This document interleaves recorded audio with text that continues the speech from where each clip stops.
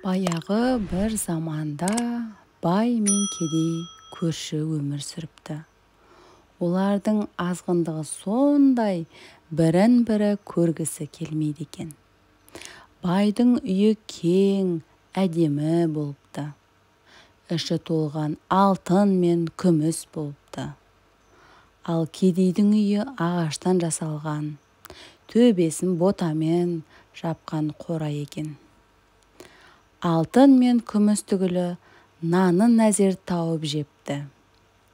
Егін егіп, су суғарып, күтіп, орып, өз күнін өзі көріпті. Бір жылы көктемде алапат су тасқыны болады. Бай алтынын көтеріп, ағаштың басына шығып кетеді. Ал кедей болса, бір көмеш нанны қойнына алып, ол да ағаштың басына көтеріледі. Су тасқыны 15 күнге созылады. Бір күні аш қатқан бай кедейге: «Ей, кедей, сен мына бір кесек алтынды ал да, маған бір үзім нан бер» дейді. «Жоқ, алтынның өзіңе, нан бере алмаймын» деп жауап береді кедей.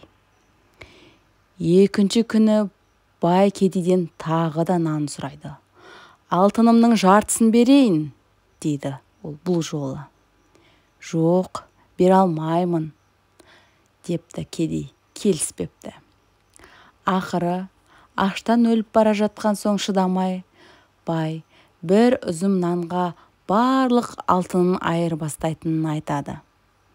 Кедей бәрібір көнбейді. Бойынан күші кеткен бай басы айналып суға құлап кетеді. Ал келесі күні су тоқтап, кедей ағаштың басынан түседі. Ал балалар, халықтың алтын күмісі тас екен, арпа бидай ас екен дейтіні осыдан келіп шыққан екен, балалар.